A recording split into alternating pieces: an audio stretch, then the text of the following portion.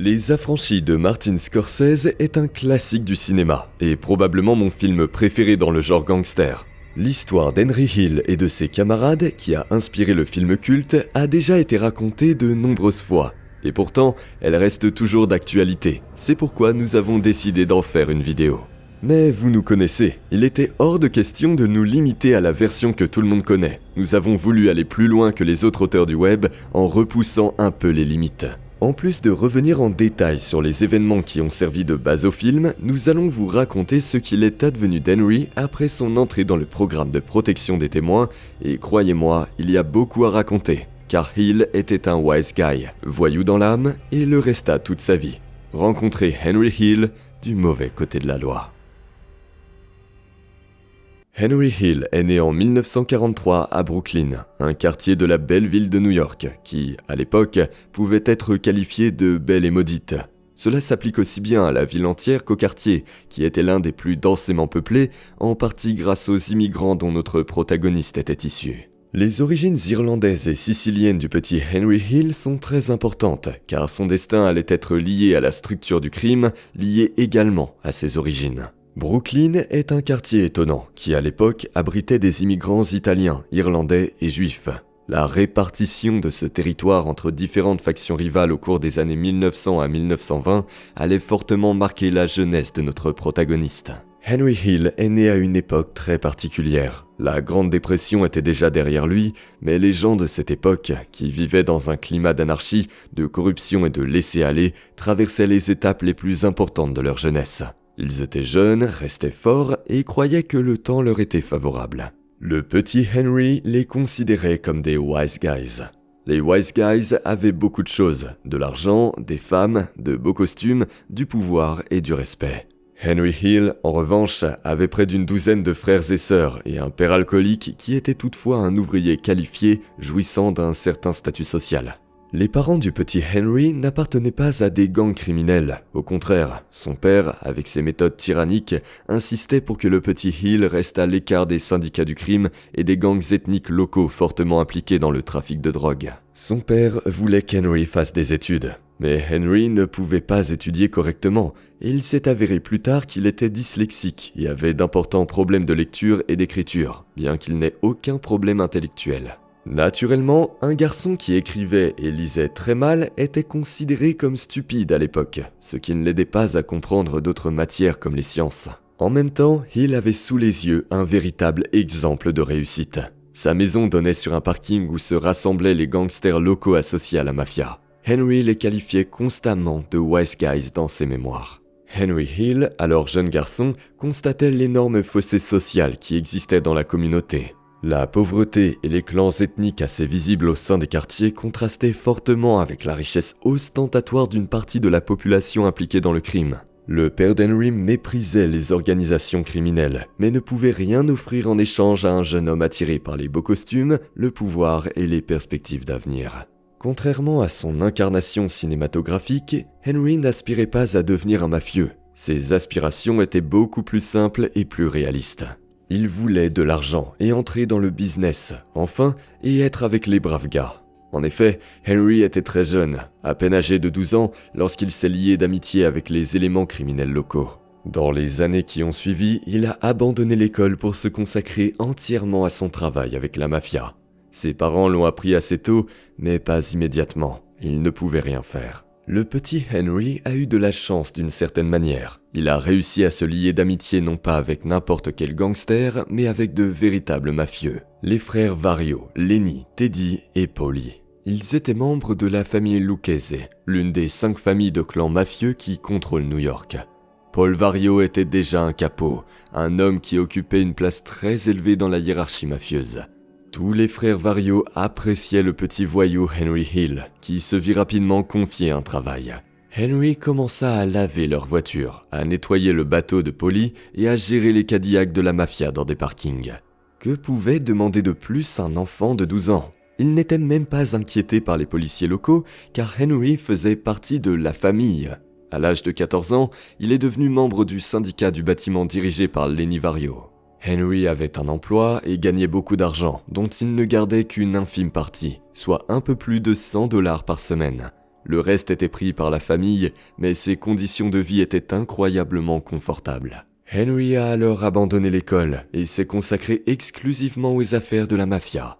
Il a même essayé de travailler honnêtement sur un chantier de construction, mais c'était un travail difficile, alors il s'est tourné vers la collecte de paris sur les jeux d'argent et s'en est bien sorti, gagnant l'approbation sans équivoque des représentants de la famille Lucchese. Au même âge, Henry a rencontré Jimmy Burke, avec qui il allait être associé pendant la majeure partie de sa vie. Henry servait des boissons et des sandwichs pendant les parties de cartes et Burke lui donnait de l'argent et des pourboires comparables au salaire journalier d'un ouvrier ordinaire. Peu après, ils commirent leur premier véritable crime à la demande du patron. Vario ouvrit une station de taxi rivale non loin d'un autre établissement, mais le propriétaire du premier refusait de plier face au seigneur local et refusait de cesser son activité. Henry brûla donc l'une de ses voitures sur le parking pendant la nuit, brisant les vitres, versant de l'essence dessus et y jetant des boîtes d'allumettes enflammées. Un an plus tard, à l'âge de 16 ans, il fut arrêté pour la première fois. Henry fut arrêté lorsque lui et le fils de Paul Vario utilisèrent une carte de crédit volée pour acheter des pneus pour la voiture de la femme de Teddy Vario. Seul Hill fut arrêté et interrogé, de manière assez dure même pour l'époque, mais il ne révéla rien d'autre que son propre nom. L'avocat de Vario obtint la libération sous caution d'Henry. Son comportement après son arrestation a finalement convaincu Paul Vario qu'Henry était un wise guy. En raison de ses antécédents, Henry ne pouvait pas devenir membre de la famille mafieuse Lucchese. Il est donc devenu plus tard son associé, se liant avec un autre associé, le même Jimmy Burke. À cette époque, Henry avait 17 ans et s'était enfui pour s'engager dans l'armée américaine. Oui, il a fui les autorités qui luttaient activement contre le crime organisé. Cette lutte s'était intensifiée en réponse à l'activité de la mafia et à une certaine redistribution du pouvoir. Bien sûr, cette redistribution n'affectait pas directement Henry lui-même, qui était un petit pion à l'époque et de manière générale au sein de la structure de la mafia américaine. Cependant, les tendances générales affectaient toutes les personnes impliquées. Vous pouvez voir plus de détails sur cette confrontation dans nos vidéos sur Carlo Gambino, Joe Bonanno, Vito Genovese et Albert Anastasia. Dans ces vidéos, nous analysons ces redistributions de pouvoir et leurs conflits internes de manière approfondie, avec différentes perspectives. Dans le contexte de notre histoire, seule la réunion qui s'est tenue à Apalachia à la fin des années 1950 est importante, car c'est là que presque tous les hauts responsables de la mafia américaine ont été arrêtés. Et bien que presque personne n'ait été condamné, cela a servi de catalyseur pour reconnaître le problème du crime organisé dans le pays. L'État a décidé de prendre une mesure extrêmement sérieuse. Une liste de 5000 personnes liées au crime organisé a été publiée. Bien sûr, ni Henry ni ses patrons directs ne figuraient sur cette liste, mais le jeune homme a décidé de se cacher de la justice. Il lui-même donne différentes raisons pour expliquer sa fuite dans ses différents ouvrages.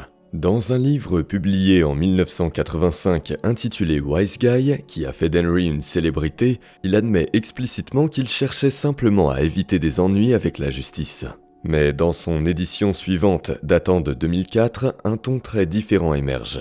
Henry y commence à parler de l'éducation catholique du jeune gangster et des vestiges de conscience qui l'ont conduit à s'engager dans l'armée.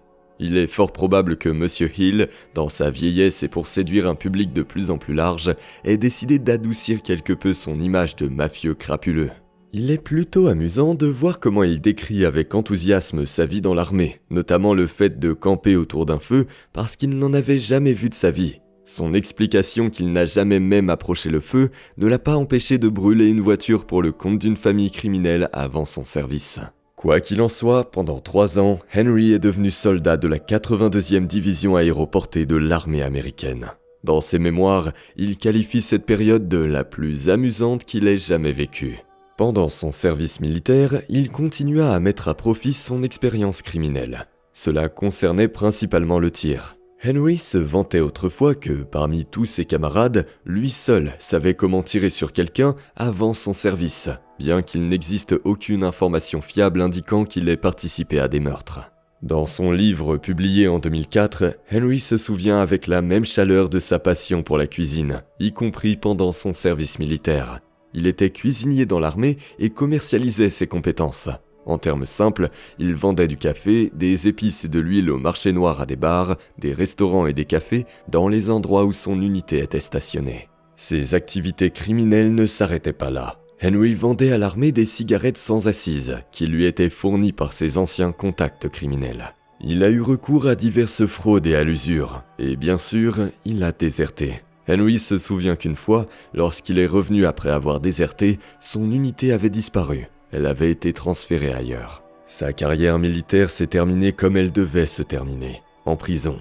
Cependant, Henry y est allé pour avoir volé la voiture d'un shérif local et s'être battu avec d'autres militaires, et non pour ses activités criminelles plus classiques. Après avoir quitté l'armée, Henry se lança dans la vente de cigarettes hors taxe par l'intermédiaire de son protecteur, Jimmy Burke. Jimmy et Henry travaillèrent ensemble pendant de nombreuses années. Jimmy constitua habilement une équipe de voyous pour son patron, Paul Vario. Jimmy était lui-même un voyou. Il assassina brutalement l'ex-petit ami de sa femme et, à un moment donné, agressa publiquement un journaliste chevronné. Jimmy n'aimait pas particulièrement que l'on écrive sur la mafia. Cependant, comme beaucoup d'autres gangsters, il se caractérisait par une grande sensibilité, offrait des fleurs aux mères de ses collègues, aidait les enfants, payait les soins des malades. Dans l'ensemble, c'était un gentleman exceptionnel, mais il pouvait tuer tout aussi facilement. Et il aimait ses associés de la même manière. Par exemple, Tommy DeSimone, avec lequel Henry allait plus tard cambrioler un aéroport. Au moment où Henry Hill se lança dans le commerce du tabac, il était déjà un membre à part entière de la famille Lucchese. Il donnait une partie de ses revenus à Paul Vario, qui n'avait officiellement rien à voir avec le commerce des cigarettes. Cependant, l'entreprise elle-même était plus que florissante. Le premier jour de travail, Henry reçut $100. En 1964, le revenu moyen aux États-Unis était de $550 par mois. Et une fois qu'il eut fait ses preuves, il commença à gagner $4000 par semaine. Cependant, les cigarettes ne représentaient qu'un revenu marginal. La véritable mine d'or se trouvait à l'aéroport Kennedy. Jimmy racketait les organisations syndicales de l'aéroport qui lui versaient un tribut et lui fournissaient des informations importantes. Si les employés de l'aéroport ne voulaient pas payer, Jimmy envoyait son équipe, composée de psychopathes triés sur le volet qui obtenaient ce qu'ils voulaient par tous les moyens. Henry Hill se souvient que les gangsters avaient toujours une équipe prête à voler un avion à son arrivée, n'attendant que le message d'un informateur. Parfois, ils ne recevaient cette information que 15 minutes avant le chargement ou le déchargement et avaient juste le temps de commettre leur forfait. Les voleurs prenaient toutes sortes de marchandises, notamment des bijoux, des vêtements et de l'argent liquide. Si l'arrivée d'une importante somme d'argent était prévue, les mafieux disposaient de toutes les informations au moment où l'avion s'apprêtait à décoller à l'autre bout du globe. Dans le même temps, la police se mettait au travail. Des raids étaient organisés, elle tentait d'arrêter les organisateurs et d'intercepter les coupables. Mais en vain, tout était étouffé, soit par l'argent, soit par l'intimidation. À cette époque, Henry n'était qu'un simple exécutant sans véritable statut ni rôle particulier. Il participait à des opérations d'intimidation ciblées, revendait des marchandises, mettait le feu à des biens et volait des voitures et des camions. Et il gardait un souvenir particulièrement amusé des braquages de fourgons postaux. Dans les années 1960, d'énormes sommes d'argent, des bijoux, des actions et des obligations étaient envoyés par la poste. Les colis provenaient de particuliers, de grandes entreprises publiques et même d'États. Et dans ce système, il y avait des informateurs. La cellule mafieuse à laquelle appartenait Henry disposait d'informations suffisamment précises sur ces colis pour les intercepter en même temps que les camions postaux. La corruption rampante, les vérifications colossales des antécédents des employés et le peu d'attention accordée à la sécurité facilitaient considérablement le travail de la mafia. À l'époque, il n'existait encore aucun système sérieux permettant de localiser les véhicules qui transportaient d'énormes sommes d'argent. Pendant ce temps, les États-Unis se livraient à une entreprise incroyablement addictive et économisaient de l'argent sur les employés. Les chauffeurs qui transportaient des dizaines de milliers de dollars étaient payés au salaire minimum et étaient souvent seuls dans la voiture. Henry n'avait pas souvent besoin de recourir à la force pour s'emparer des voitures, car pourquoi un chauffeur mal payé risquerait-il sa vie ? C'était une activité vraiment lucrative. Tellement lucrative, en fait, que même au sein de la mafia, il n'était pas considéré comme honteux de divulguer ses revenus réels. Par exemple, Henry et ses complices ne cachaient jamais leurs revenus réels à Jimmy Burke, mais ils pouvaient facilement les cacher à leur patron, Paul Vario. La raison en est qu'il ne se souciait pas des revenus réels des escadrons de combat. Il avait besoin d'obtenir des fonds dans des enveloppes et de résoudre ses propres problèmes. Sa femme et d'autres femmes obtenaient tout ce dont elles pensaient avoir besoin, et le reste n'intéressait guère Paul et les autres mafieux. Henry Hill a passé les années 1964 à 1967 dans ce travail intéressant. La seule chose qui le distinguait des autres exécutants ordinaires était sa relation plus étroite avec Paul Valio, Jimmy Burke et les fils de ces éminents gentlemen. En fait, il était l'assistant de Burke, mais il n'exerçait pas encore de fonctions organisationnelles importantes. Ce statu quo s'est maintenu jusqu'au braquage d'Air France. Le braquage d'Air France fut l'un des événements clés de la vie d'Henry Hill, un événement qui divisa sa vie en avant et après. Bien sûr, il n'est pas aussi célèbre que le braquage de la Lufthansa qui suivit, mais c'est après Air France qu'Henry cessa d'être un employé moyen. Il fut bien sûr également mené à bien grâce à une dénonciation. L'informateur était un contrôleur de fret du quai d'Air France nommé Bobby McMahon. Il était l'informateur régulier d'Henry, mais il ne travaillait pas pour lui. Il se contentait de lui transmettre des informations.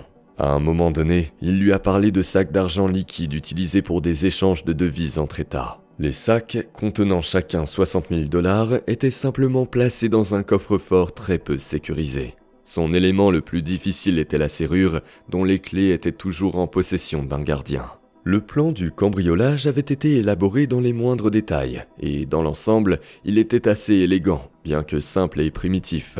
Bobby avait donné au groupe toutes les informations relatives à la sécurité. Il savait avec certitude qu'il n'était pas difficile de s'introduire dans le terminal de fret, qu'il n'était pas nécessaire de recourir à des armes à feu et à un gang de voyous. Le terminal de fret de l'aéroport était librement accessible si on avait envie de s'y rendre. Restait le problème du coffre.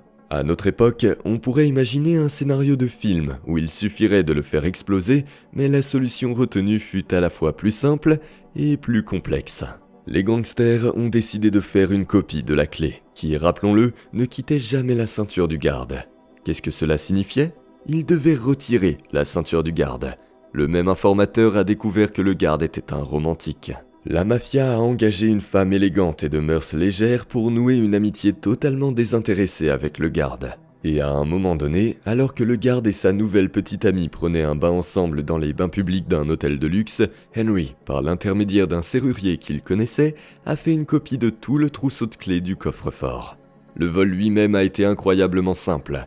Henry et Tommy DeSimone se présentèrent au terminal vers minuit avec une énorme valise, sans aucune discrétion particulière. Ce n'était pas rare à l'époque que des gens viennent chercher eux-mêmes leurs bagages dans ces zones. Là, ils ont ouvert le coffre-fort avec la clé, ont récupéré l'argent qui s'y trouvait, ont simplement chargé les sacs d'argent dans leurs valises et sont sortis. Le vol a eu lieu un samedi et ils ne l'ont découvert que le lundi. Donc, bien sûr, il était impossible de retrouver les voleurs. Le film Les Affranchis contredit quelque chose dans cette histoire, la rendant plus courte et plus divertissante. Mais l'histoire originale est incroyable par sa simplicité. Ce n'était pas grâce au génie des voleurs, mais au fait que les normes de sécurité n'avaient pas encore été mises en place. Les gangsters ont exploité toutes les failles du système de leur époque et ont réussi leur coup presque sans effort. 480 000 $ sont tombés entre les mains d'Henry, ce qui équivaut actuellement à environ 2 millions de $. Les voleurs ont partagé le butin avec tous les patrons, car l'aéroport appartenait à deux clans criminels, les Lucchese et les Gambino, qui ont pris environ 100 000 $.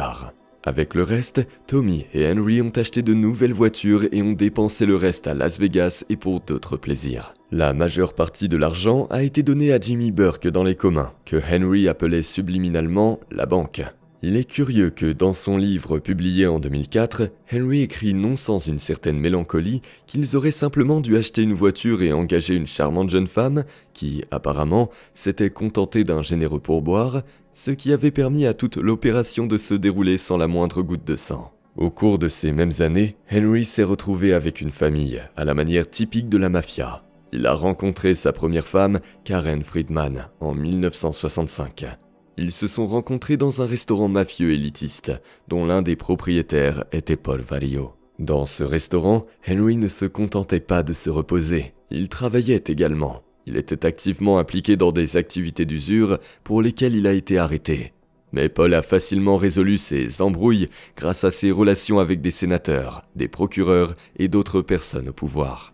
Sa future épouse fréquentait assidûment ce restaurant avec une amie, qui était attirée par le fils de Paul Valio. Même si Paoli Jr. était marié et que l'ami de Karen ne souhaitait pas vraiment avoir une relation avec un homme marié, cela ne dérangeait personne. Henry accompagnait Paul lors de ses doubles rendez-vous, jouant tacitement le rôle de garde du corps. Et pendant qu'il était là, il repéra la jolie fille, prit son numéro et finit par la séduire. À l'époque, Henry avait 23 ans, une voiture de luxe et beaucoup d'argent de poche. Henry racontait à sa femme qu'il était agent commercial, mais tout le monde savait exactement qui il était et d'où venait son argent. Le bar où ils se sont rencontrés n'était fréquenté par personne qui ignorait quel genre de personnes s'y retrouvait. Les jeunes femmes qui venaient d'atteindre l'âge adulte en étaient particulièrement conscientes. Le jeune couple emménagea dans la maison de Karen, qu'Henry avait rénovée en un rien de temps avec l'aide de ses amis. La famille de sa femme commença également à profiter des avantages liés aux revenus élevés et à la position sociale de son mari, changeant les divers magasins où elle faisait ses achats, et, de manière plus générale, gérant activement ses finances. Plus tard, au début de sa carrière, Henry leur en voudra beaucoup, car à long terme, la famille de sa femme recevra encore plus que Henry lui-même, qui n'a jamais réussi à économiser de l'argent. Immédiatement après le mariage, Henry se convertit au judaïsme, même avec le soutien de sa famille catholique. De manière assez inattendue, Henry se révèle être un juif plutôt zélé, dans la mesure où ses activités le lui permettent, bien sûr, et cela l'aidera à plusieurs reprises. Il n'abandonna pas ses convictions pour le reste de sa vie. Lorsque Henry se lia par les liens du mariage, qui ne le restreignaient en aucune façon, il tomba dans un autre type de servitude. Cette fois en prison pour ses activités liées au commerce de cigarettes. Cependant, il n'y passa que 30 jours. Un an plus tard, il était un restaurateur prospère, ce qui n'est pas difficile à devenir lorsque l'on bénéficie de la protection conjointe et engagée d'amis. Henry voulait avoir une entreprise officielle sans implication directe de la mafia. Mais cette idée ne se concrétisa pas, car ce bar devint rapidement un lieu où toutes les élites criminelles locales commencèrent à se retrouver. Et tout allait bien, jusqu'à ce qu'un autre gangster célèbre, William Billy Bats Benvena, sorte de prison. William était originaire de Brooklyn. En 1959, il est devenu associé de la famille Gambino, et en 1961, il l'a officiellement rejointe et est devenu membre à part entière de la famille. Travailler pour la famille offrait un avantage très important, et surtout une protection personnelle directe de la part de la famille. Billy a été condamné à 15 ans de prison et est sorti après en avoir purgé 10. Il avait été incarcéré pour transport et trafic d'héroïne. Avant son incarcération, il avait des relations et une influence importante dans le quartier. Mais Jimmy Burke lui avait tout pris. Billy, bien sûr, voulait tout récupérer. Le problème pour Burke était qu'il était riche, puissant et populaire, mais qu'il n'était pas membre à part entière de la mafia, contrairement à Billy. Un membre à part entière d'une famille mafieuse ne pouvait même pas être touché. Il était protégé, et Billy en a profité. Un jour, il a publiquement et délibérément insulté l'ami d'Henry, Tommy DeSimone. Tommy était un type extrêmement intelligent et coriace, mais cette fois-ci, même lui a dû accepter l'insulte, car faire du mal directement à un mafieux revenait à signer sa propre mort. Cependant, Tommy ne pouvait pas pardonner cela et a comploté le meurtre de Billy. Cette version des faits est largement connue. Cependant, Henry Hill a raconté une autre version, beaucoup plus proche de la vérité. Le conflit de Tommy était insignifiant, mais les revendications de Bats sur le territoire de Jimmy Burke étaient très sérieuses, et, en raison de sa position, il pouvait très bien trahir Jimmy. Jimmy le savait, Billy le savait, tout le monde le savait. C'était ainsi que fonctionnait la mafia new-yorkaise à l'époque. Quelque temps après la première dispute, Billy a de nouveau dit à Jimmy qu'il devait lui rendre tous ses territoires, y compris l'aéroport et le bar chic où ils allaient se saouler. Jimmy Burke, en hôte hospitalier, a fait boire son invité jusqu'à l'ivresse. C'est à ce moment-là que Tommy DeSimone est arrivé au bar et a commencé à frapper Billy à la tête avec un pistolet. Il l'a abattu, son corps a été chargé dans une voiture et les trois hommes, Burke, DeSimone et Hill, sont partis se débarrasser du corps. Mais un imprévu survint, Billy n'était pas mort. En chemin, il se mit à frapper de l'intérieur du coffre. Une fois arrivé à destination, Jimmy et Tommy ont achevé Billy et Henry, selon ses propres mots, est resté à côté et a attendu. Plus tard, le cadavre a été caché et Henry a raconté plusieurs versions différentes sur la manière dont il l'avait caché et l'endroit où il l'avait caché. Malheureusement, il est la seule source d'information sur le meurtre, et comme il en était également complice, la véritable histoire ne sera jamais révélée.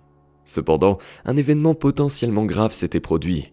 Un membre de l'une des familles avait été assassiné. Étonnamment, la famille Gambino n'a jamais réagi directement. Ce n'est que 9 ans après le meurtre que Tommy De Simone a disparu. On ne sait toujours pas avec certitude s'il a réellement été assassiné par la famille Gambino, mais son meurtre a été officieusement avoué par Thomas Agro, le tueur à gages des Gambino. Malgré les règles non écrites de la mafia, Henry Hill et Jimmy Burke ne subirent aucune sanction.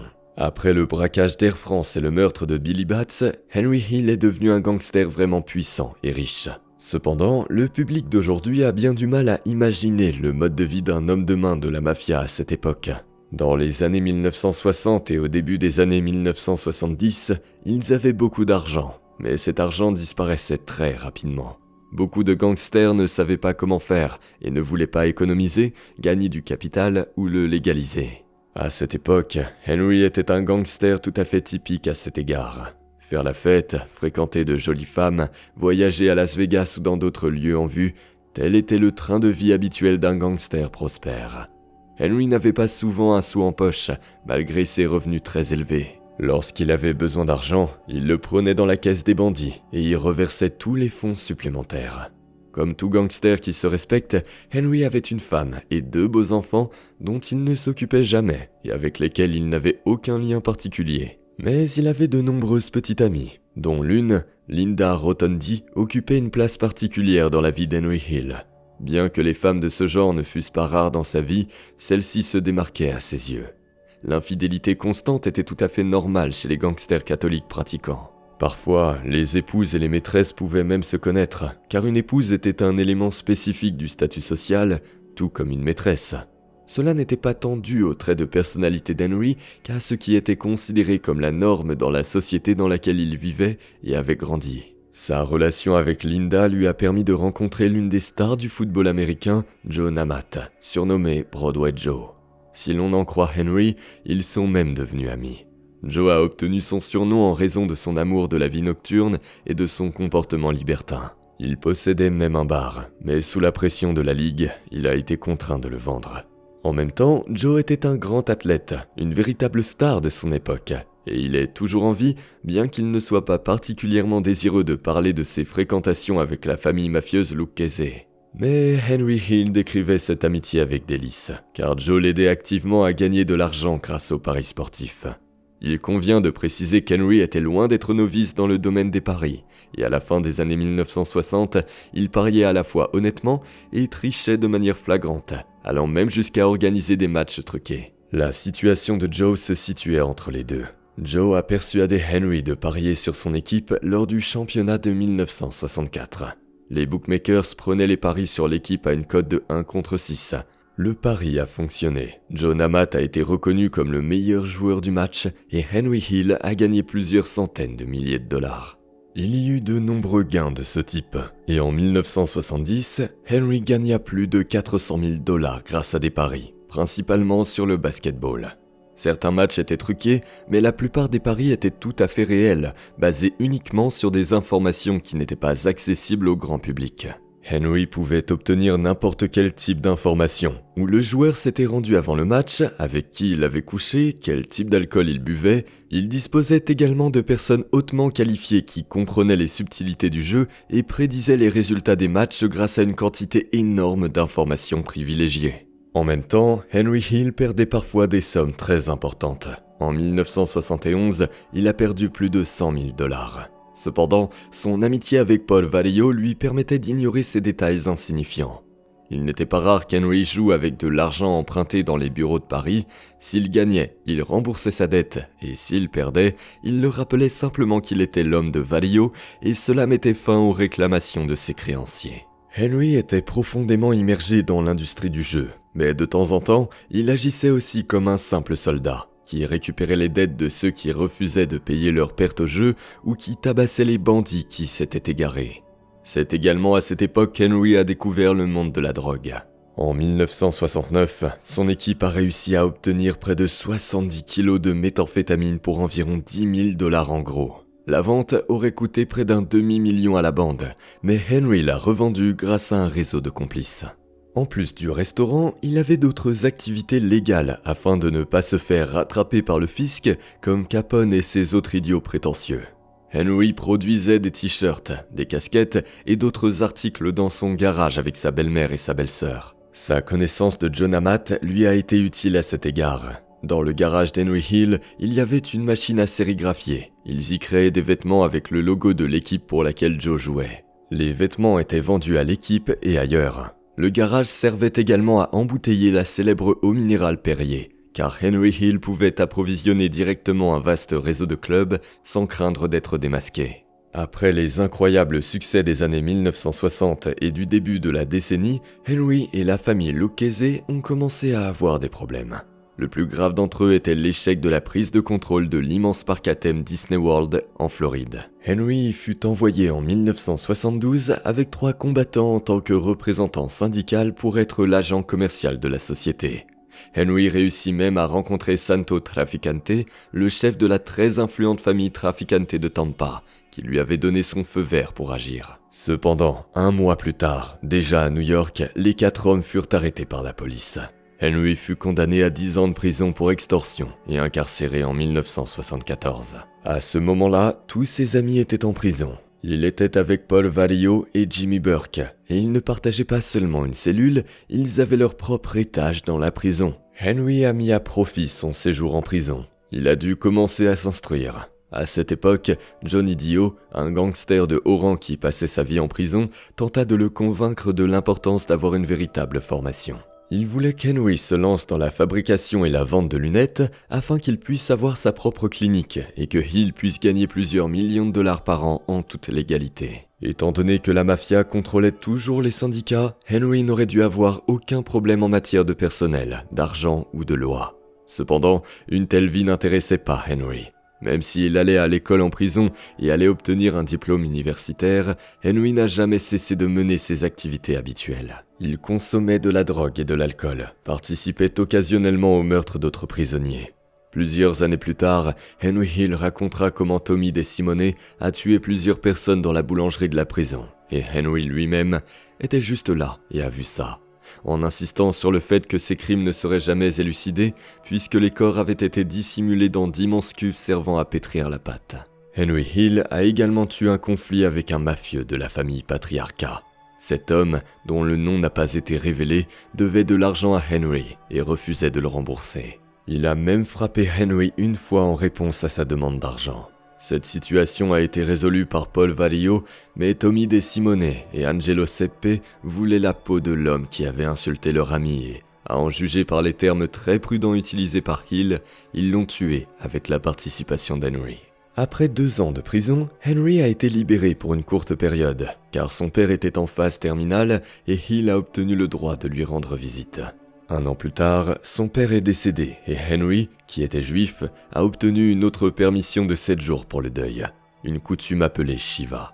Henry a fini par retourner en prison jusqu'en 1978. Cette condamnation a poussé Henry à se lancer dans une nouvelle phase de sa carrière criminelle, alors qu'il attendait de nouveaux paris et vols dont certains sont considérés comme les plus importants de l'histoire. Aussi étrange que cela puisse paraître, le vol le plus célèbre a commencé par une banalité incroyable, selon les normes de la mafia, bien sûr, avec le fait qu'un des employés de l'aéroport s'était endetté jusqu'au cou dans les paris et devait beaucoup d'argent à la mafia. Cet homme s'appelait Louis Werner. Plus tard, il deviendra la seule personne condamnée pour ce braquage. Le crime a été planifié par Jimmy Burke. Henry a une fois de plus agi en tant que son adjoint et, en même temps, en tant que partenaire ordinaire. Il a servi d'intermédiaire, recevant des informations de la part d'informateurs de base à l'aéroport et les transmettant à Jimmy Burke. Même si Burke ne faisait pas partie d'une famille mafieuse, les ordres utilisés étaient tout à fait courants dans le milieu mafieux.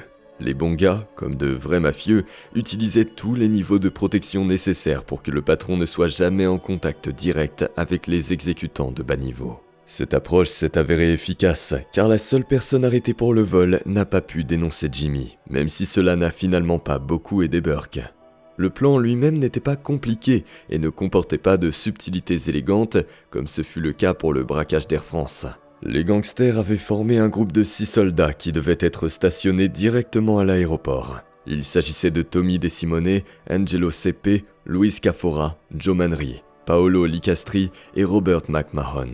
Était également directement impliqué dans l'opération le fils de Burke, Frank, qui devait conduire l'une des 2 voitures, et Parnell Edwards, qui devait se débarrasser de la camionnette.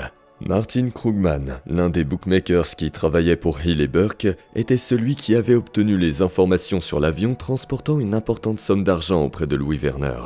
Louis était également un complice direct et devait même recevoir 10% du butin, mais il n'était qu'un membre mineur de l'équipe de voleurs. Henry Hill était chargé de planifier et d'organiser l'ensemble de l'opération sous la direction de Jimmy Burke. Chaque participant devait recevoir en moyenne $20 000, soit environ $100 000 actuels, à condition que les organisateurs parviennent à récolter 2 millions. Le 11 décembre 1978, à 3h du matin, une camionnette avec les voleurs s'est arrêtée devant le terminal de fret, où ils ont coupé les cadenas avec des coupes-boulons et sont entrés dans le terminal.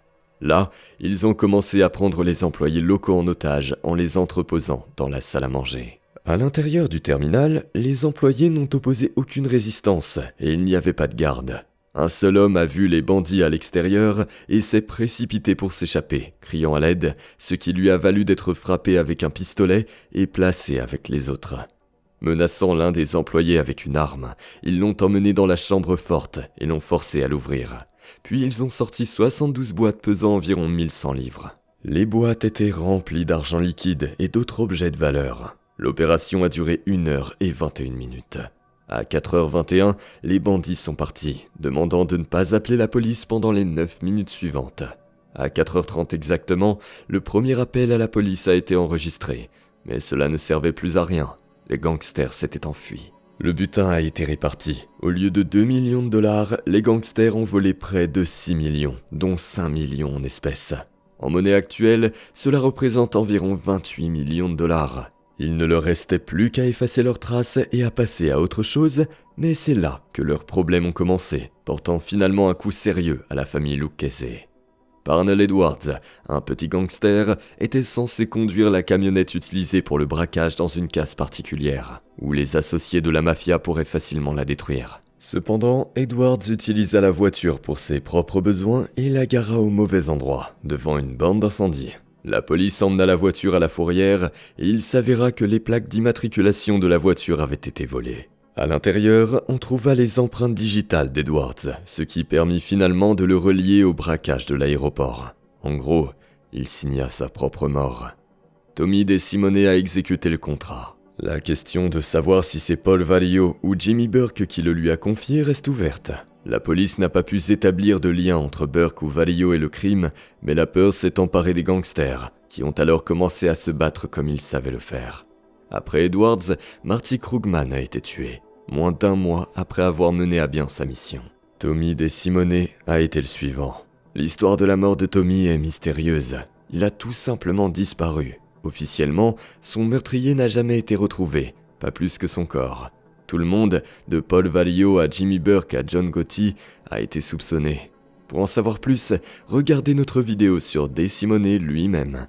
Une série de meurtres s'ensuivit. Teresa Ferrara, la petite amie de Tommy, fut retrouvée démembrée dans un plan d'eau local. Tom Monteleone et Richard Eaton lui ont survécu 1 mois. Aucun des deux n'avait participé directement au braquage, mais l'argent provenant de celui-ci avait été blanchi dans une institution appartenant à Tom, et Richard, qui était le complice de Tom, avait pris 250 000 $ sur les fonds blanchis et s'était enfui, ce qu'il n'aurait pas pu faire sans l'aide de Tom. Pendant ce temps, la famille Lucchese recherchait activement un informateur dans ses rangs, ce qui a fait pencher la balance en faveur de la mort pour les 2 gangsters. Luis Cafora a été tué avec sa femme, à qui il avait acheté une Cadillac Fleetwood Rose et qu'il avait garée près de l'aéroport, et ce, malgré l'ordre formel de Jimmy de rester discret. Joe Manri, camarade de longue date de Burke et employé de l'aéroport qui avait aidé à planifier le crime, s'est vu proposer à plusieurs reprises d'entrer dans le programme de protection des témoins, mais il a refusé. Il a été tué dans sa voiture, d'une balle dans la nuque. Très probablement, le tireur n'était autre que son vieil ami, Jimmy Burke. Angelo Sepe, qui était lié à plusieurs de ces meurtres, a également été retrouvé mort. mais il a probablement été éliminé par les Lucchese dont il était membre. À la fin de l'été, seul le fils de Jimmy Burke et Henry Hill était encore en vie. Henry voulait vraiment vivre. Beaucoup de gens pensaient qu'il était fou, mais il ne l'était pas. Il a compris qu'il ne survivrait pas à la purge et a décidé de coopérer avec les forces de l'ordre pour faire tomber ceux avec qui il avait partagé le même chemin pendant de nombreuses années. Les fédéraux l'ont également aidé dans cette décision. À un moment donné, lorsque des agents du FBI sont venus rendre visite à Henry, ils ont commencé à lui montrer des photos colorées et vivantes des hommes morts qui avaient participé au braquage de la Lufthansa. Ces photos étaient accompagnées de commentaires animés tels que « Regarde, c'est ton ami avec qui tu as grandi » et « C'est le type que tu connaissais au lycée ». Le problème principal était qu'Henry Hill savait que tout ce qu'on lui disait était vrai. Henry a appelé son avocat à cette réunion et celui-ci l'a aidé à se débarrasser des agents. Mais le problème était qu'il en a fait part à Jimmy et Paul. Or, Henry ne voulait vraiment pas que ses deux amis proches sachent qu'il avait des liens avec les autorités. De plus, à ce moment-là, Henry Hill vendait activement de la drogue et en consommait lui-même. Évidemment, cela n'aidait en rien à son équilibre mental. Il avait peur, non seulement pour lui, mais aussi pour ses proches. Sa belle famille, sa maîtresse Linda, tous étaient liés.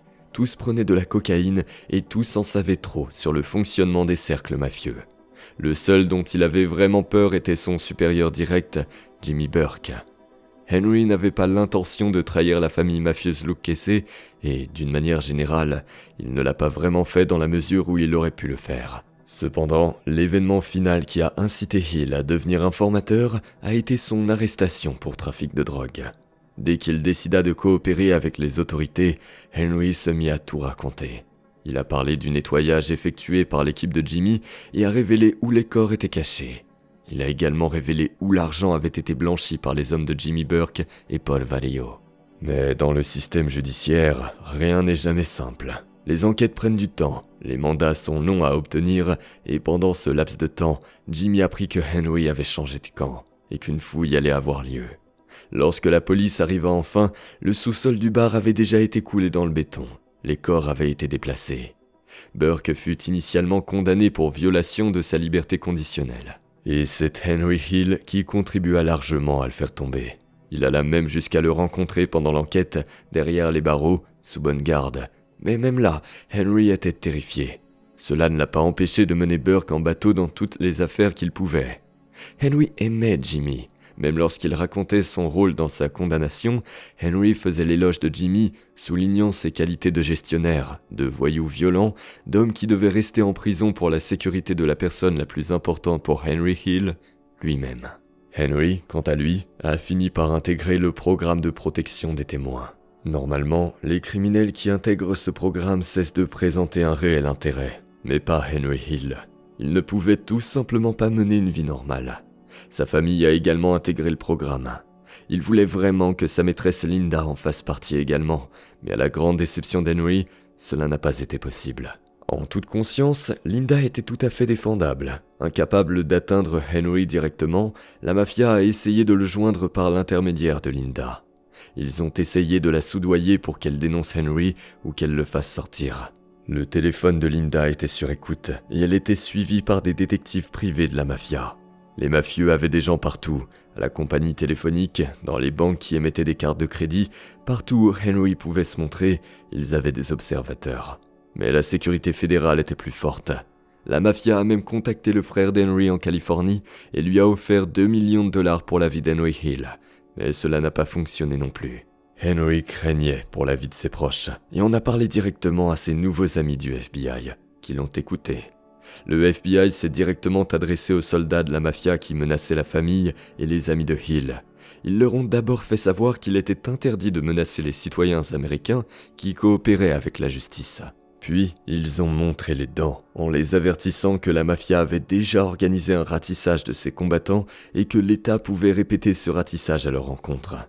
Bien sûr, cela ne serait jamais officiellement reconnu, mais quelque chose me dit que le fait qu'Henry Hill soit encore en vie confirme que le FBI disposait bien de mécanismes pour protéger ses témoins. Quoi qu'il en soit, en éliminant Jimmy Burke, Henry Hill a commencé une nouvelle vie et est devenu Peter Haynes. Henry, sa femme et ses 2 enfants, ainsi qu'un marshal nommé Al McNeil, ont quitté New York et se sont rendus dans le Connecticut afin de créer une nouvelle identité pour Henry et de le protéger de ses anciens ennemis. Mais avant d'aborder la nouvelle vie d'Henry Hill, il convient de s'arrêter sur un autre épisode marquant de sa carrière criminelle, survenu entre le braquage de l'aéroport et son passage du côté des autorités. Henry et son équipe ont en effet cambriolé la résidence d'Estée Lauder, la fondatrice de la célèbre marque de cosmétiques de luxe portant son nom. Dans les années 70, les millionnaires conservaient souvent leur fortune chez eux, dans leur propre coffre-fort. Effectivement, ils étaient la cible de raids menés par des criminels locaux. Les gangsters se sont sérieusement préparés pour cette opération. Ils ont étudié en détail l'emploi du temps d'Estée Lauder, repéré ses déplacements, identifié son chauffeur et observé le fonctionnement de sa routine quotidienne. Le vol lui-même a été très simple. Au moment où Estée et ses gardes du corps étaient absents de la maison, les gangsters sont entrés sans recourir à la force, ont ouvert les coffres-forts et ont volé de l'argent liquide et une grande quantité de bijoux. Cependant, les mafieux n'ont pas pu utiliser la totalité de la somme.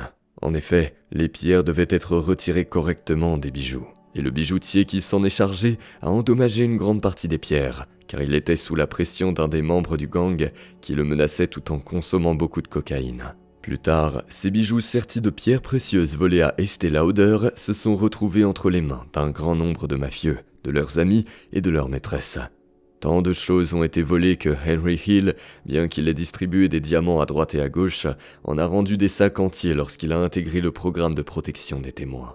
Son parcours dans le programme de protection des témoins commença à Omaha, dans le Nebraska. Cette nouvelle vie a déçu toute la famille, car sa femme regrettait les clubs et les casinos huppés, et les enfants ont également été arrachés à leur environnement familier, mais leur survie globale était plus facile. Henry, lui, le vivait très mal. Il se rendait constamment à New York pour témoigner et, lorsqu'il était chez lui, il était contraint de mener une vie ordinaire. Après des années passées à être admiré, respecté et plein d'argent, il était difficile pour Henry Hill de redevenir un homme ordinaire. Henry n'y parvint jamais, malgré ses efforts. Le programme de protection des témoins lui permit de trouver un emploi qui lui convenait et lui rapportait pour la première fois une somme d'argent moins importante, suffisante pour acheter une maison et une voiture. Son travail principal pendant le procès consistait à communiquer avec les forces de l'ordre. Les interrogatoires étaient constants et Henry ne rentrait chez lui que le week-end. Cela dit, ses échanges avec les procureurs ne se passaient pas seulement dans des salles sombres. Ils allaient aussi dans des lieux insolites, faisaient des virées de pêche à travers les États-Unis. Pendant cette période, Henry a voyagé plus que pendant sa vie de criminel, tandis que le reste de la famille Hill était enfermé dans son appartement. Sur certains points, Henry n'avait pas changé. Il continuait à consommer activement de la drogue. À l'époque, le cannabis poussait partout dans la région où il vivait et Henry a commencé à faire de longues promenades en fumant de l'herbe, mais les voisins pensaient qu'il faisait de l'exercice. Henry emportait également de la drogue avec lui lorsqu'il se rendait à New York pour ses interrogatoires réguliers. La famille accepta mieux la réalité qu'Henry, car elle s'installa et se fit des amis. Les enfants avaient des loisirs. Le fils d'Henry remporta même un tournoi de tennis local, mais en 1981, ils reçurent un appel leur annonçant une nouvelle.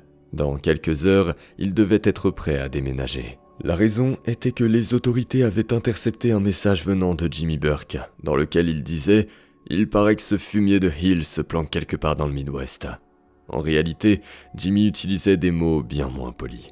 Même cette faible possibilité qu'Henry soit retrouvé était suffisante pour changer radicalement son lieu de résidence. Henry était un témoin clé dans le procès contre Burke. Sa mort aurait fait échouer toute l'affaire. En même temps, Henry lui-même croyait sincèrement que Jimmy avait des informateurs même au sein du service de protection des témoins. Ces rumeurs étaient très probablement propagées par Jimmy Burke lui-même, car la peur est l'arme principale de la mafia. La prochaine étape de notre héros était Lexington, dans le Kentucky. C'était un endroit étrange pour Henry Hill, puisqu'on y trouvait une immense prison fédérale où de nombreux wise guys avaient été envoyés contre leur gré, tandis que leur famille, elle, les suivait volontairement. Henry fit tout un scandale à ce sujet, contacta le responsable du programme de protection des témoins et réussit à déménager dans une autre région, où on lui proposa une maison juste en face d'un hippodrome local, un lieu très fréquenté par les criminels de tous bords et les bookmakers, une profession qui avait permis à Henry lui-même de se constituer une fortune considérable. Même le service de protection des témoins prenait parfois des mesures incroyablement imprudentes. Dès son premier jour, Henry s'est trouvé une nouvelle maîtresse. Elle s'appelait Rose. C'était une belle blonde de 25 ans qui occupait le poste de secrétaire d'un grand homme politique local. Naturellement, sa présence ne plaisait pas à Karen, la femme d'Henry, même si elle était bien consciente de l'existence de son autre petite amie, Linda. Rose a fini par être impliquée dans le trafic de drogue, et Henry lui a révélé qui il était vraiment, en violation flagrante des règles du programme de protection des témoins. La relation entre Henry et le shérif local était extrêmement tendue, car il n'aimait pas la façon dont ses paroles sur son passé dangereux étaient reçues. En conséquence, pendant que le shérif le conduisait à l'aéroport, à environ 150 km, Henry fumait de la marijuana et, à l'aéroport, il buvait sans arrêt dans un bar. Mais le shérif qui l'accompagnait n'avait pas le droit de boire d'alcool. Lorsqu'il fit des remarques à Hill, Henry répondit simplement en le renvoyant, en l'insultant sérieusement. Après un nouveau changement de résidence, Henry est devenu Martin Todd Lewis et a déménagé dans le Kentucky avec toute sa famille. Hill était encore assez riche, il disposait de 100 000 $ qu'il possédait officiellement au moment où il a intégré le programme, et pouvait donc facilement acheter des chevaux à ses enfants. Tout le monde dans leur nouvelle région possédait des chevaux, c'était un passe-temps populaire. Étonnamment, Henry a eu de la chance avec ses enfants. Ils ne suivirent jamais ses traces et étaient généralement distants de leur père. C'était sa femme et sa famille qui s'occupaient de les élever. C'est dans le Kentucky qu'Henry commença à cuisiner, probablement la seule activité parfaitement légitime qu'il pouvait non seulement exercer, mais qu'il souhaitait exercer. Certes, il craignait que l'obésité ne l'achève beaucoup plus vite que les garçons de Jimmy Burke. Ayant trouvé une autre maîtresse, Henry put entrer dans le club privé des jockeys locaux. Il aurait été très étrange qu'Henry Hill ne se mette pas à parier, puisqu'il vivait juste à côté d'un hippodrome. Il a commencé à utiliser activement ses compétences et ses nouveaux amis pour gagner de l'argent grâce au pari.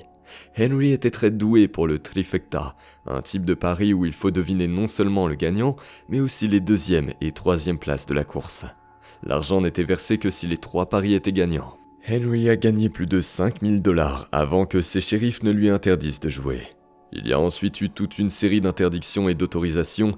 Apparemment, les shérifs n'arrivaient pas à se décider si Henry enfreignait la loi ou non. C'est également là qu'Henry a lancé son entreprise officielle de calèche. L'entreprise a échoué parce que Vance, le type avec lequel Henry avait commencé à travailler, était un imbécile fini et qu'il a également escroqué Henry. Et c'est la nouvelle petite amie d'Henry, qu'il ne pouvait pas refuser, qui les a réunis. Il a investi 75 000 $ dans l'entreprise. C'est vrai, Henry réussit à accomplir quelque chose, avec le soutien de Rose, qui était proche des autorités locales. Sous la direction d'Henry, ils ont créé un grand service de tramway hippomobile, des calèches qui emmenaient les touristes vers les attractions et les magasins locaux. Henry a créé une visite guidée locale qui, dans l'ensemble, était très en vogue. Mais un problème majeur se posa rapidement. Pour développer l'activité et la faire grandir, il fallait se montrer, être visible, participer à la promotion. À tel point qu'Henry a un jour fui un photographe qui voulait le prendre en photo pour le journal local. En conséquence, Henry, alors âgé de 38 ans, avait clairement des difficultés à gagner un revenu décent. Il est déjà assez difficile d'être une personne normale, même si elle est assez aisée, après avoir donné pour rien des diamants valant des centaines de milliers de $. Son avocat, Robert Simmels, cherchait constamment des occasions pour Henry de gagner de l'argent grâce aux médias. Pour commencer, en 1981, c'est grâce à Robert qu'Henry a signé un contrat avec le magazine Sports Illustrated. Puis Robert a contacté la maison d'édition Simon & Schuster pour publier le livre Wise Guy qui a rendu Henry célèbre. La première conversation avec un représentant d'un journal au sujet du trucage de matchs sportifs a eu lieu directement dans le bureau du procureur. Le contrat avec Sports Illustrated allait être le premier travail vraiment rentable d'Henry Hill, puisqu'il recevait 10 000 $ par article. De plus, Henry n'avait rien de spécial à faire. Le magazine disposait déjà de presque toutes les informations nécessaires et Hill se contentait d'ajouter quelques notes importantes. Bien sûr, les représentants du programme de protection des témoins n'étaient pas au courant de l'interview ni du livre. Le livre a été écrit par Nicholas Pileggi, qui était déjà un journaliste spécialisé dans les affaires criminelles bien connues et travaillait pour le New York Magazine. Henry connaissait déjà les écrits de Nick, et ils eurent de nombreux échanges téléphoniques, se rencontrant même à quelques reprises, ce qui, là encore, va complètement à l'encontre des principes de base de la protection des témoins. Curieusement, c'est Henry lui-même qui a choisi Nick, alors qu'il avait le choix entre 3 écrivains de renom. C'est Henry qui a trouvé le titre du livre Wise Guy, qui aurait dû être le titre du film Les Affranchis. Mais Wise Guy avait déjà été utilisé dans des films et ils ont donc décidé de ne pas le réutiliser. Lorsque les forces de l'ordre ont pris connaissance des contrats entre Nick et Henry, cela a provoqué une réaction négative importante, mais aucune interdiction directe de communication n'a été prononcée. Mais l'article paru dans Sports Illustrated a complètement détruit la nouvelle personnalité d'Henry Hill. Il a été désacralisé. En outre, il s'est presque rendu le pire service de sa vie. Toute l'affaire contre Jimmy Burke reposait uniquement sur son témoignage. Il n'était pas seulement le témoin principal, mais le seul témoin. L'honnêteté d'Henry Hill allait déterminer l'issue du procès contre l'un des gangsters les plus violents de l'époque, qui, soit dit en passant, rêvait frénétiquement de tuer Hill. Henry avait témoigné sous serment. Or, les dates et certains faits mentionnés dans l'article de Sports Illustrated différaient de son témoignage. Le problème était que Burke était jugé, entre autres, pour des escroqueries liées à des matchs universitaires. Henry ne pouvait pas se permettre de mentir. Finalement, il a pu prouver que les dates incorrectes dans l'article étaient involontaires et dues à un simple manque de temps. Il avait donné des repères approximatifs sans prêter serment, contrairement à son témoignage devant la cour. Le procès avait quelque chose de très particulier. Atmosphérique est sans doute le mot qui traduit le mieux l'ambiance qui y régnait. La salle était divisée en deux, avec les représentants de la loi assis d'un côté et les représentants des familles criminelles avec leurs membres de l'autre. Henry Hill les connaissait tous, était proche et ami avec beaucoup d'entre eux, et maintenant, c'était lui qui ruinait leur patron, leur ami et leur protecteur avec ses paroles. Avant le procès, Henry n'a reçu la visite que de son jeune frère et de sa fidèle et bien-aimée Linda. Il a interdit à tous les autres de venir, craignant pour leur vie. Grâce au témoignage d'Henry, Jimmy Burke a été condamné à 12 ans de prison pour fraude au jeu d'argent au Boston College, puis à 20 ans supplémentaires pour le meurtre de Richard Eaton. Burke a passé le reste de sa vie en prison, de 1982 à 1996, date à laquelle il est décédé d'un cancer. Au total, avec l'aide d'Henry, plus de 50 personnes ont été condamnées à de lourdes peines de prison, ce qu'Henry a sincèrement regretté dans certains cas. Il a également fait emprisonner un homme qu'il appréciait et respectait sincèrement, Paul Vallejo. En 1984, Paul a été condamné à 4 ans de prison pour avoir organisé un emploi fictif pour Henry Hill, c'est-à-dire un emploi où une personne est officiellement inscrite, reçoit de l'argent, mais n'a même pas besoin de se présenter. 1 an plus tard, toujours avec l'aide directe d'Henry Hill, Paul Vallejo a été inculpé. Cette fois pour toute une série de chefs d'accusation, notamment racket et extorsion, et a été condamné à 10 ans de prison supplémentaire. En 1988, Paul Vallejo est mort en prison d'un cancer du poumon. Cependant, nous nous sommes trop éloignés dans le futur. Pendant tout ce temps, Henry Hill a commencé à se livrer à des activités criminelles occasionnelles. Il faisait la contrefaçon des chèques, pour lesquels il a été poursuivi, non pas sous le nom d'Henry Hill, mais sous celui de Marty Lewis, un autre nom qu'il a utilisé pendant un certain temps, et il est redevenu accro aux drogues dures. Peu à peu, Henry devient fou de la situation dans laquelle il se trouvait. Il a repris contact avec sa famille, les appelant de chez lui, sachant très bien à quel point il était facile pour la mafia d'obtenir les enregistrements téléphoniques. À ce moment-là, Henry n'était dans le programme de protection des témoins que depuis 1 an et demi. Les procès battaient leur plein et il était toléré. En 1982, après avoir enfreint une nouvelle fois les règles, Henry Hill a été exclu du programme de protection des témoins. Mais pas complètement. Il a continué à bénéficier d'une protection, mais désormais celle du FBI et non plus seulement des shérifs. Les fédéraux avaient mis en place leur propre programme de protection spéciale. Donc pour Henry, rien n'avait vraiment changé. Il était toujours protégé et continuait à être payé. Une fois sous la protection du FBI, Henry et sa famille déménagèrent à nouveau. La prochaine destination était Seattle. C'était le 3e déménagement important dans le cadre du programme et, naturellement, Henry recommença à parler de qui il était.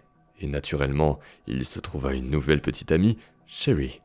Henry se lia très rapidement d'amitié avec 3 frères. Un dentiste, un physicien nucléaire et un menuisier, tous les 4 unis par une même passion, l'alcool. Henry était un homme sacrément chanceux. Il a tout raconté sur lui-même à ses 3 ivrognes et personne ne l'a dénoncé à la mafia. À ce stade, Henry continuait à communiquer avec Nick Pileggi car ils écrivaient un livre ensemble. Il continuait à se rendre au tribunal où il interagissait activement avec Linda. À Seattle, Henry eut également l'idée d'épouser Cherry, non pas sous le nom d'Henry Hill, mais sous celui de Marty Lewis, qui, contrairement à Hill, n'était pas encore marié. Pourquoi il a fait ça ? C'est une vraie question. Henry lui-même a décrit cette décision comme un grand délire alcoolisé. Lorsqu'Henry Hill en a fait part à Nick Pileggi, celui-ci l'a pris pour un fou.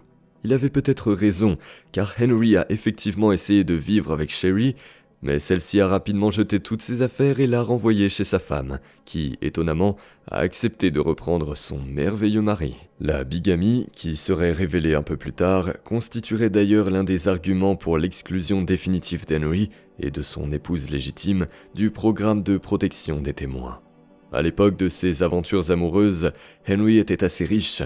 Lui et Nick Pileggi recevaient 15 000 $ par mois rien qu'en avance, sur une avance totale de 175 000 $. Henry recevait également de l'argent de son frère Joe, qui était également impliqué dans des activités criminelles et qui fut plus tard arrêté pour évasion fiscale, et d'une connaissance d'un passeur qui vendait de la drogue. Une fois, Henry l'a couvert et lui a même sauvé la vie. Peut-être que le contrebandier l'a payé pour cela, et peut-être était-ce pour le trafic de drogue que Hill menait secrètement pour lui. Là encore, Henry ne révèle pas les faits. C'est à cette époque que sa femme Karen a commencé à gagner de l'argent. Elle avait été formée à plusieurs métiers et souhaitait ouvrir son propre salon de beauté. De plus, Karen s'occupait d'une personne âgée très respectée dans la région, ce qui lui rapportait 2 000 $ par mois. Ce vieil homme, nommé Middleton, possédait une fortune considérable et, lorsqu'il s'était installé dans le ranch que Hill avait acheté pour sa famille, il discutait souvent avec Henry. Hill était constamment étonné de voir combien d'argent cet homme pratiquement centenaire, qui ne faisait aucun effort pour économiser, avait réussi à accumuler. Tout l'argent qu'Henry Hill avait gagné au cours de sa vie, il l'avait gaspillé sans but, sans jamais rien mettre de côté. Henry était son cuisinier privé, ce qui ne le dérangeait pas du tout. Il était plus contrarié de cuisiner désormais pour le genre de personne à qui il avait pris des millions, non pas à cause d'une quelconque agressivité envers ce vieil homme en particulier, mais simplement à cause de cette injustice du destin. Et puis, il y avait une petite entreprise près du ranch qui s'appelait Microsoft. En 2004, Henry regrettait sincèrement d'avoir perdu ce ranch, car il aurait pu, au sens propre du terme, devenir une mine d'or. En 1985, Henry Hill trouva une autre femme de son cœur, Kelly Norblatt. Elle s'occupait des chevaux chez Hill, était amie avec Karen et était tout simplement une personne sympathique dont le mari était un petit dealer de drogue chez qui Henry s'approvisionnait parfois. Leur relation progressait de manière assez régulière, mais elle n'aurait jamais pu aboutir naturellement si le mari de Kelly ne s'était pas fait casser la mâchoire. Cela n'avait rien à voir avec Hill. Au contraire, il l'a aidé à se rendre à l'hôpital, et plus tard, Kelly a continué à travailler dans la famille d'Henry, mais seulement jusqu'à la publication du livre Wise Guy. Après cela, Henry a aidé Karen à ouvrir son salon, et c'est la première fois qu'il a sérieusement mis fin à sa relation avec elle, la quittant pour Kelly. Cependant, il était encore loin de divorcer de Karen et d'épouser Kelly. La même année, Henry se rendit pour la première fois en Italie, où il fut également témoin.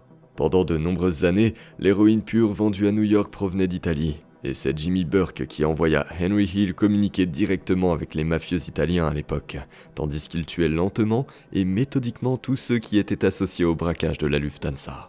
Henry avait organisé l'approvisionnement en drogue et l'avait transmise à des dealers de Harlem et d'autres quartiers chauds, qui fabriquaient 25 doses de rue à partir d'une dose pure. En 1985, Henry fut le premier témoin à se rendre des États-Unis en Italie pour témoigner. Le voyage a été préparé pendant près de 6 mois. Des spécialistes d'Interpol, du FBI et des agences italiennes locales ont participé au transport et à la sécurité d'Henry. Il a séjourné dans le meilleur hôtel de Milan et a fréquenté les meilleurs restaurants qui, pour des raisons de sécurité, étaient totalement dépourvus de visiteurs. Il a ensuite témoigné contre Michele Sindona, un banquier de la mafia sicilienne. Et c'est le témoignage d'Henry, si l'on en croit Henry lui-même, qui s'est avéré décisif.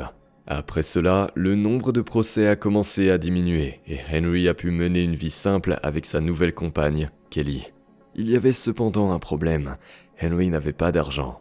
À cette époque, le livre Wise Guy était un best-seller et extrêmement populaire, mais Henry ne recevait que les droits d'auteur et rien d'autre. Nous étions en 1987. Tous ces revenus provenaient de 1500 $ versés par le gouvernement américain qui avait également besoin de lui car il faisait désormais partie de ses services. Henry ne pouvait pas percevoir les revenus du livre en raison de la loi dite Son of Sam, selon laquelle un criminel ne pouvait pas recevoir d'argent pour la publication d'informations sur ses crimes. Et les paiements d'une connaissance et de son frère ont cessé pour des raisons que Henry n'a jamais révélées. Henry et Kelly, sans argent, vivaient dans toutes sortes de coins reculés, se faisant passer pour des hippies et étaient probablement même heureux. C'est cette année-là que Henry a été contacté par Martin Scorsese et a commencé à conseiller la production de Goodfellas. Henry a arrêté de consommer de la cocaïne, même si tous deux menaient généralement une vie loin d'être sobre. Par la suite, Henry a décidé de retourner auprès de Karen et de mettre les choses au clair. Mais cela ne s'est pas tout à fait passé comme prévu. Des problèmes ont commencé à surgir à la maison, notamment liés à la drogue. Kelly, enceinte, est arrivée en avion, et Karen et Henry l'ont convaincue de se débarrasser du bébé.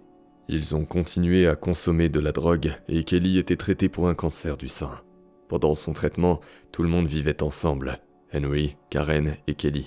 Parallèlement, un trafic de drogue intense avait lieu dans sa maison. Même les personnes impliquées reconnaissaient à quel point la situation devenait absurde et dégénérée. Cela ne pouvait pas bien se terminer. Comme on pouvait s'y attendre, Henry a été arrêté pour vente de drogue dans le cadre d'une opération d'infiltration menée par des agents de la DEA. La notoriété d'Henry a joué en sa défaveur, car les autorités locales étaient convaincues qu'elles arrêtaient un baron de la drogue et non un petit toxicomane au nom célèbre qui était à l'époque Henry Hill. Henry fut arrêté et envoyé à la prison de Terminal Island à Los Angeles, un établissement sous l'emprise de la famille Gambino. Seul un miracle a permis à Henry de survivre à 2 tentatives d'assassinat, jusqu'à ce que ses amis parviennent à obtenir des conditions distinctes pour le gangster déchu. Le mot « déchu » décrit le mieux la situation dans laquelle il se trouvait. À ce stade, Henry n'était finalement plus éligible au programme de protection des témoins, même de manière biaisée comme il l'avait été ces dernières années. Il a finalement été condamné à 10 ans de probation et à 1 an de traitement de désintoxication en milieu fermé, et pendant 5 ans, il a dû se soumettre à des tests de dépistage de drogue chaque semaine. En 1989, Sharon est revenue dans la vie d'Henry et de Kelly, la même femme qui avait été l'épouse d'Henry Hill sous un autre nom de famille. Bien que la bigamie soit un crime grave, Henry n'a pas été puni car il était protégé par la loi à l'époque. Le reste des revendications financières de Sharon ont été rejetées par Karen. L'histoire d'Henry Hill ressemble parfois à un roman d'amour très mauvais et sordide, sauf qu'elle s'est réellement produite. Ainsi, son ex-femme se retrouva devant un tribunal face à l'ancienne compagne illégitime de Henry qui prétendait avoir été trompée. Or, Sharon savait très bien qui elle avait épousé. Il faut dire que Karen, en tant qu'épouse légitime, possédait la moitié des biens de Henry, ce qui pouvait expliquer sa ténacité. Le fait que Henry vivait avec une autre femme n'avait d'ailleurs aucune conséquence juridique. Après 1989, Kelly et Henry vivaient à nouveau ensemble. Kelly était à nouveau enceinte et tout allait plutôt bien. À la surprise générale, Les Affranchis a été approuvé et Scorsese a versé 480 000 $ à Henry pour son travail sur le film, lui versant cette somme en tant que particulier car Hill était encore soumis à de nombreuses restrictions. En plus de cela, Henry était censé recevoir 15% des bénéfices nets du film, mais il n'a rien reçu. Légalement, le film ne pouvait tout simplement pas se le permettre. Dans le film, le personnage de Robert De Niro devait s'appeler Jimmy Burke. Mais la fille de Burke a décidé d'intenter un procès, ce qui a entraîné le changement du nom pendant le tournage. De Niro et Scorsese ont souvent appelé Henry pour clarifier de nouveaux détails, car Robert voulait incarner à la perfection le gentleman Jimmy Burke, même si son nom n'était pas le même. Henry a beaucoup aimé le film. La seule chose qu'il a dite, c'est que Joe Pesci jouait une version très douce et compétente de De Simone, aussi étrange que cela puisse paraître. Quant à Ray Liotta, Henry n'a pas communiqué avec lui intentionnellement, afin de ne pas interférer avec son interprétation du wise guy d'Henry Hill. La même année, le film Un pourri au paradis est sorti, créé par la femme de Nick Pileggi, Nora Ephron. Dans ce film, Henry a vu de nombreuses allusions exactes à sa propre vie dans le programme de protection des témoins. Il connaissait Nora et interagissait souvent avec elle. Les similitudes sont particulièrement frappantes lorsque le personnage principal du film devient soudainement bigame alors qu'il est sous protection des témoins. 1 an plus tard, Henry et une multitude d'avocats a remporté un procès contre la loi Son of Sam et Henry a reçu ses paiements pour le livre Wise Guy. Les éditeurs et Hollywood ont ainsi pu payer n'importe quel criminel pour obtenir des récits sur leurs crimes. En un an, Henry a reçu plus d'un demi-million de dollars en toute légalité, dont il a donné la grande majorité car pendant longtemps, il vivait simplement sur du temps emprunté. Il est ironique qu'Henry ait payé plus de 100 000 dollars pour un traitement contre la toxicomanie, mais qu'il ait continué à consommer des drogues, qui représentaient une part importante de ses dépenses. En 1990, Henry s'installe à Los Angeles et s'engage activement dans divers domaines de l'industrie cinématographique, en toute légalité. Et tout se serait bien passé s'il n'y avait pas eu ces problèmes de drogue. En 1999, Henry vivait dans une maison de réinsertion, une communauté privée accueillant des alcooliques et toxicomanes en sevrage mêlés à la communauté juive. Il y resta 2 ans, qu'il qualifia de ses 2 premières années vraiment sobres. L'histoire d'Henry Hill ressemble à un très mauvais conte de fées écrit par un auteur médiocre qui ne savait pas exactement ce qu'il voulait raconter. Un roman policier? Un drame? Un thriller? Un roman de gare? Étonnamment, cette mascarade s'est terminée par une fin heureuse presque classique. Henry a divorcé de sa femme Karen en 2002, l'année même où il a épousé Kelly, qu'il avait attendue pendant 17 ans. Un an plus tard, il a marié sa fille. Son mariage a été quelque peu éclipsé par la position des proches de son ex-femme. Ils avaient gagné des fortunes incroyables grâce à ses activités criminelles, mais ne lui avaient même pas offert une belle bague de mariage avec des diamants, et Henry se souvenait leur avoir donné des sacs de pierre volés. Sa bien-aimée Linda est décédée d'un cancer en 2003. Bizarrement, Henry a maintenu de bonnes relations avec les petits-enfants de Paul Vario, même s'il n'y avait pas d'intimité. Seule la fille de Jimmy Burke lui inspirait une certaine appréhension. Vers la fin de sa vie, Henry s'est mis à peindre et a vendu ses tableaux, notamment en ligne. Henry et Kelly ont tous deux fait des efforts pour arrêter de boire, mais sans grand succès. Henry n'a jamais complètement surmonté sa toxicomanie. Une dose d'un analgésique puissant l'a conduit à l'hôpital dans le coma, et il a survécu simplement parce qu'il était synonyme du mot « chance ». Lui et Kelly ont divorcé en 2004, et on ne dispose d'aucune autre information à son sujet. Il est mentionné de manière fragmentaire qu'elle s'est mariée, mais aucun détail n'est disponible. Après Kelly, Henry a eu une relation avec Lisa Caserta, une actrice et femme d'affaires qui, pour faire bonne mesure, avait plus de 10 ans de moins que lui. Ils ont vécu ensemble de 2005 jusqu'à la fin de la vie d'Henry. Lisa a aujourd'hui 65 ans et s'intéresse à l'histoire de la mafia. Sa première femme, Karen, est toujours en vie. Elle a 78 ans et vit sous un autre nom de famille obtenu grâce au programme de protection des témoins. Ses enfants ont écrit un livre en 2004 intitulé « On the Run, a Mafia Childhood ». En fuite, une enfance mafieuse. Leur point de vue sur les événements est assez intéressant et loin de la façon dont Hill a tenté de présenter son rôle dans les relations familiales. Hill était généralement déterminé à s'exalter et à se louer lui-même. Henry est décédé en 2012 d'une maladie cardiaque pour laquelle il était soigné depuis longtemps, un jour après avoir fêté ses 69 ans. Il s'est éteint tranquillement en tant que figure régulière de l'industrie cinématographique américaine avec une certaine renommée et en présence de sa famille. C'est une fin plutôt rare pour un gangster américain. Henry n'était pas un type bien, au sens habituel du terme. C'était un tueur brutal, un alcoolique et un toxicomane, un coureur de jupons et un criminel qui n'a jamais regretté ses actes. Il vivait bien selon son propre système de valeurs et avait le courage et l'audace incroyable de ne pas le nier, même lorsqu'il a commencé à mener une vie normale. Henry n'était pas un ange, mais un type incroyablement, mystiquement chanceux qui a mené une vie colorée et intéressante en tant que grand voyou.